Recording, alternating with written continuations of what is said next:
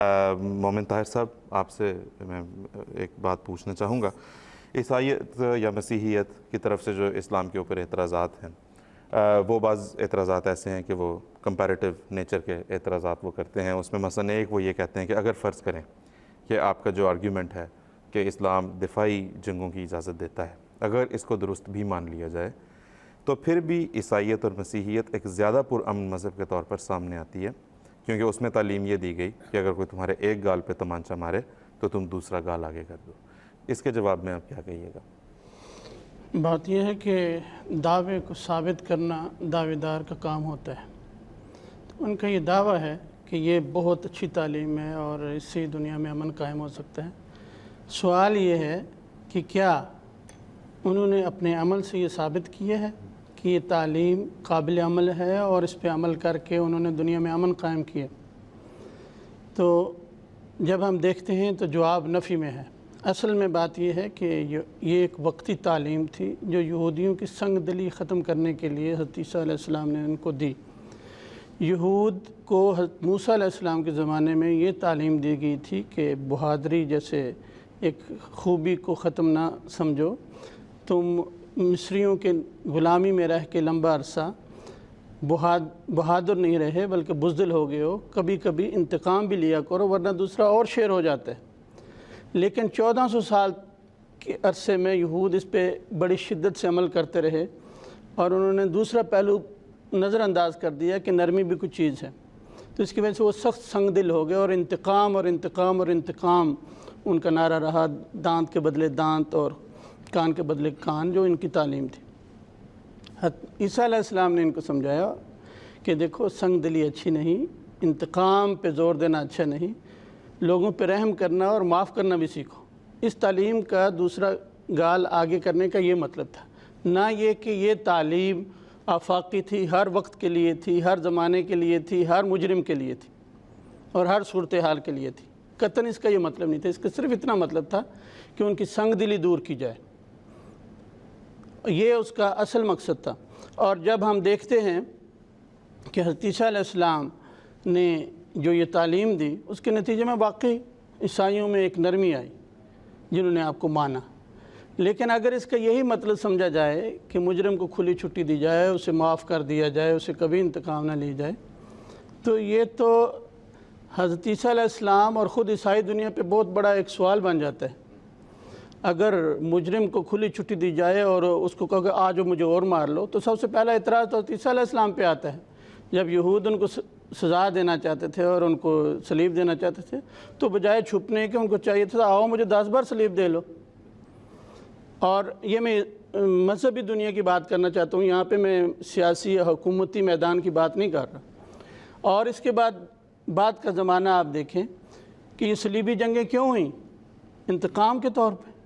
اگر دوسرا گال بھی پیش کرنے کا یہ مطلب تھا کہ مجرم سے سزا نہ دی جائے اور اس کو جو مرضی کرنے دیا جائے، تو چاہیے تھا کہ صلیبی جنگیں نہ ہوتی۔ پاپائے روم مختلف وقتوں میں یورپ کے حکمرانوں کو نہ اکساتے کہ جا کے بیت المقدس واپس لو، بلکہ پاپائے روم جتنے بھی مختلف گزرے ہیں جنہوں نے اکسایا، ان کو چاہیے تھا کہ اپنے حکمرانوں کو بھی سمجھاتے اور اپنی عیسائی دنیا کو بھی سمجھاتے کہ ہاں تم بیت المقدس واپس کرنے کی بات کرتے ہو، لو میں ان کو اپنا پایا تخت دیتا ہوں، کیونکہ تعلیم یہ ہے کہ جو پاس ہے وہ بھی واپس کر دو، بجائے اس کے کہ انتقام لو۔ اگر تم سے کوئی چادر مانگتا ہے تو قمیص بھی اتار دو۔ اس کا اگلا جملہ اس تعلیم کا یہ ہے۔ تو ثابت ہوا کہ یہ مطلب نہیں تھے۔ اور دوسرا یہ بات، یہ تو دوسروں کے بارے میں بات تھی نا، اب جو عیسائیت کا اپنا اندر جو معاملہ رہا ہے وہ بھی ثابت کرتا ہے کہ اس تعلیم پہ کبھی انہوں نے عمل نہیں کیا۔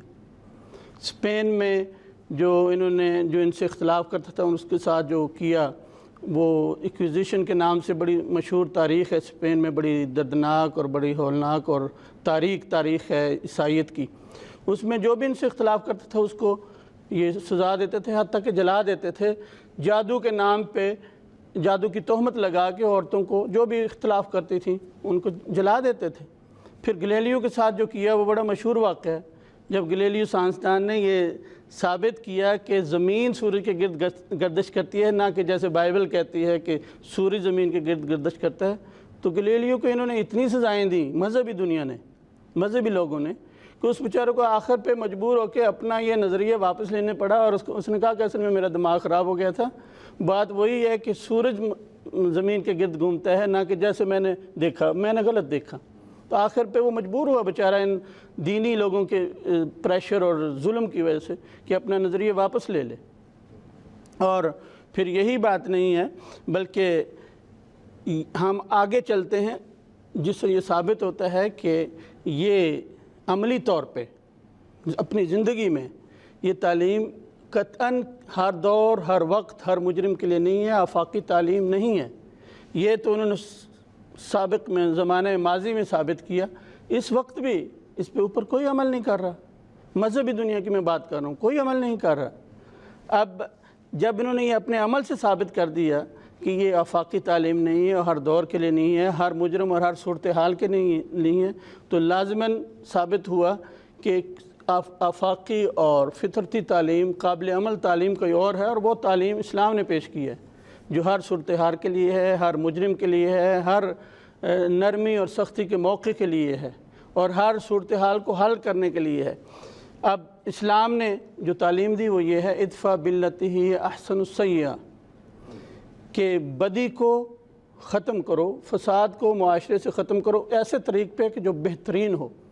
اگر آگے اس کی تفصیل دی کہ جزاء سیئۃ سیئۃ مثلھا فمن عفا واصلح فاجرہ علی اللہ، کہ اگر تم دیکھو کہ انتقام اور سزا دینا یہی مجرم کے لیے بہتر ہے، تو اتنی سزا دو جتنا اس کا جرم ہے۔ اور دوسری صورت یہ جو بہتر اللہ تعالیٰ نے قرار دی ہے کہ فمن عفا واصلح فاجرہ علی اللہ، جو اللہ تعالیٰ کو خوش کرنے کے لیے، اللہ تعالیٰ سے اجر پانے کے لیے عفو کرے، اس صورت میں کہ مجرم کی اصلاح ہوتی ہو تو اس کو معاف کر دینا چاہیے۔ یہ دو صورتیں اسلام نے پیش کی ہیں، اور یہی انسانی فطرت کے مطابق ہیں۔ انسانی فطرت ہم دیکھتے ہیں کہ بعض لوگ جرم کر کے ایسے شرمندے ہوتے ہیں، ندامت ان کو پانی کی طرح بہا دیتی ہے، وہ گویا مر جاتے ہیں۔ اب مرے ہوئے کو وہ مارنا کیا، اس کو معاف کرو۔ لیکن بعض لوگ ہوتے ہیں جو لاتوں کے بھوت ہوتے ہیں، ان کو جب تک سزا نہ دی جائے وہ باز نہیں آتے، ورنہ معاشرے کا امن ختم کر دیتے ہیں۔ اور ان کی مثال ایک پھوڑے کی طرح ہے جو دوائیوں اور کریموں سے ٹھیک نہیں ہوتا، بلکہ اس کے لیے نشتر چاہیے۔ تو جب تک وہ نشتر استعمال نہیں کریں گے، وہ پھوڑا سارے جسم کے لیے خطرہ بن سکتا ہے، کینسر بن سکتا ہے، جان لیوا ہو سکتا ہے۔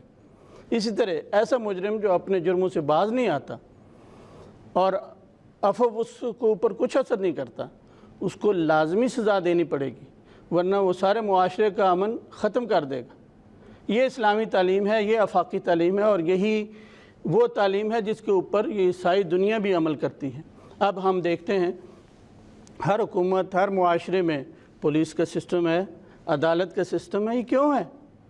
اس لیے کہ ہر مجرم جو ہے وہ عفو سے سیدھا نہیں ہوتا، بلکہ بعض کو سزا دینی پڑتی ہے۔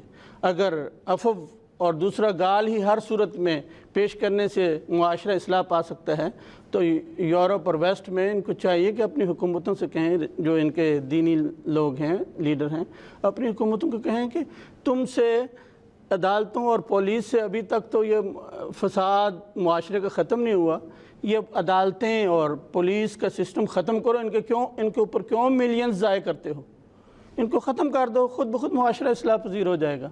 یہ تو جہاں تک عام صورتحال میں تعلیم کا ذکر ہے، اسلام کی تعلیم ہے، جو یقیناً عیسائی تعلیم پہ فوقیت رکھتی ہے، اور یقیناً یہی آفاقی اور قابل عمل تعلیم ہے اور فطرت کے مطابق ہے، جیسے میں نے عرض کیا۔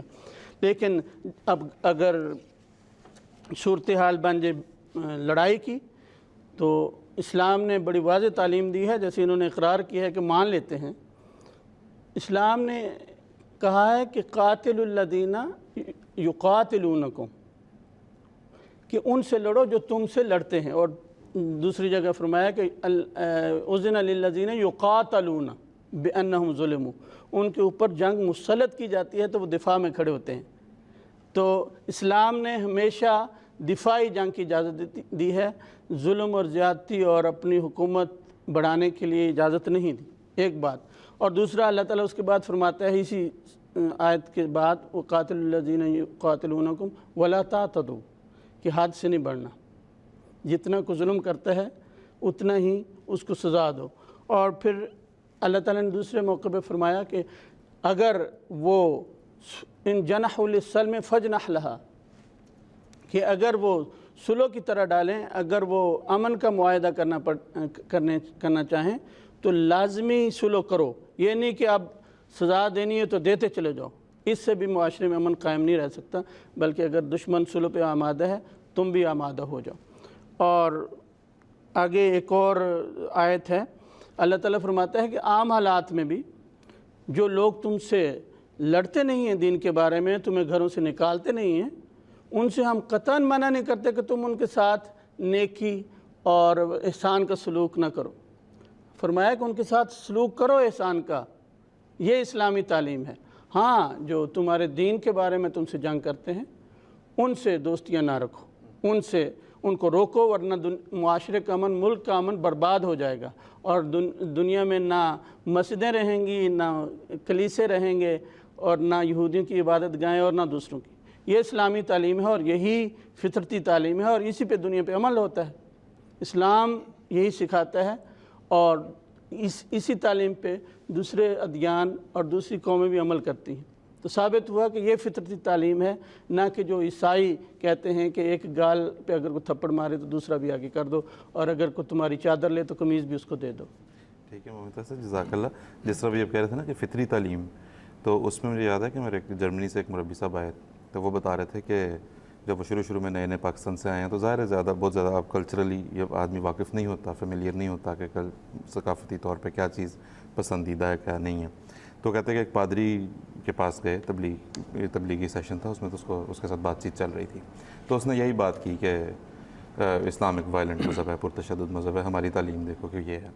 कहते हैं उसके साथ बात करते मैं उसको साबित कर रहा था कुछ, तो मैंने उसकी तरफ इशारा करके बात की कि अगर तुम्हें इस तरह ये कहा जाए, तो वो एकदम उठ के खड़ा हो गया और उसने कहा कि अब अगर मेरी तरफ पॉइंट किया तुमने तो मैं तुम्हें कमरे से बाहर निकाल दूंगा। तो मुरब्बी से कहने लगे, मैंने उससे माजरत की कि मैं माफ़ी चाहता हूँ, मुझे पता नहीं था तुम लोग इस चीज़ को पसंद नहीं करते, तो अब नहीं मैं करूँगा, सॉरी अगर तुम्हें तकलीफ़ हुई है। लेकिन एक बात साबित हो गई है कि मतलब अगर सिर्फ उंगली से इशारा करने पे तुम्हें इतना इश्तिहाल आया तो एक तो मांचा मारा जाए तो उस पर क्या हाल होगा। तो इस लिहाज से जो फितरी तालीम वाली ये बात कह रहे हैं। हादसा मुझे यहाँ कई दफ़ा इत्तेफाक होता है ईसाई दोस्तों से बातचीत करने का, चर्च में भी कई दफ़ा जाने का इत्तेफाक हुआ, वहाँ भी हुआ। तो मुझे याद है कि कई दफ़ा हो चुका है कि ये बात जिस वक्त पेश की गई कि भाई आपके लिए तालीम तो अफ़व की ये है कि हर हालत में तुमने अफ़व करना है, एक गाल पे थप्पड़ मारो तो दूसरा पेश कर दो।